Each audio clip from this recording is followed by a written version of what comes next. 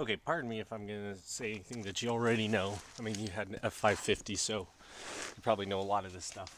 But here's the gimbal. On the back, there's two, looks like they're Allen wrench, so you want to make sure you have an Allen wrench. You take those out, this front cover comes off. I like to mount the GoPro upside down because then my hookups are toward the outside. Then this yellow and black cord is your FPV system. Goes into the USB port on the GoPro, just like this, and then that'll sit inside the gimbal, and this will be toward the outside. So then, moving on from there, it'll be the remote. Okay, so I always turn my remote on first, remote power on, and then you plug the drone in from there. So, turn the drone around. You see here, my batteries, I have an XT90 on them, but the drone is an XT60, so I created an adapter here, and as you can tell, I'm horrible at soldering. But if you buy XT60 batteries, you don't have to worry about it. Okay, since I don't have a camera on the gimbal, I unplugged it so that it's not just sitting there working. And I like to plug in underneath, like this. So then it's powering on. You see we got a blinking light here. I don't know if that shows up on the camera. Maybe if I darken this shot up a little bit. Okay, so see how we're getting like, and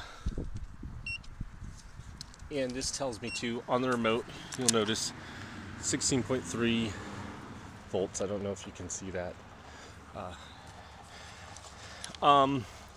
So this is the gimbal pitch control right here.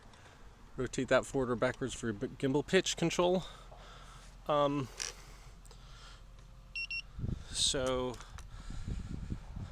Okay, so 3 red lights and 1 green light means you don't have enough satellites. You're flying in ADI mode.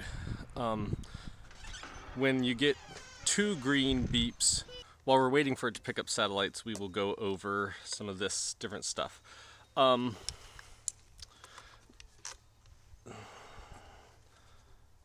This is your, if I remember right, this is your emergency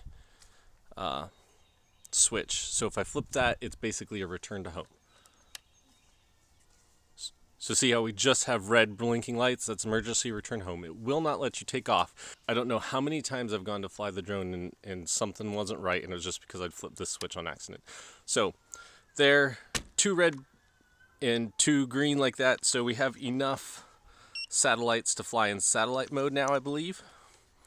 And that's this switch here changes your mode. So in the top position, I have that set up for satellite. I have middle position is ADI mode. Bottom position is acrobatic mode. You can flip the thing upside down and do all sorts of crazy stuff. I fly in satellite or ADI mode.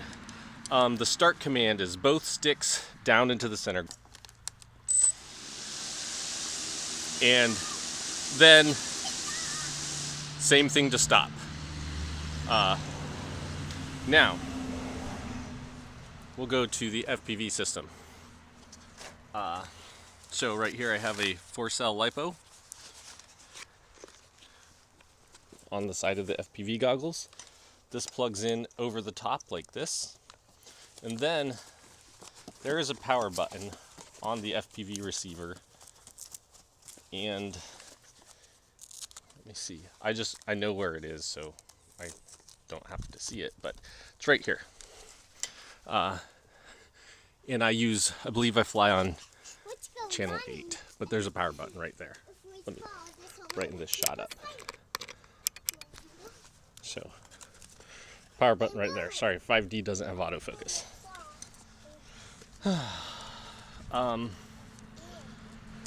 And then I found with the FPV system, sometimes you have to,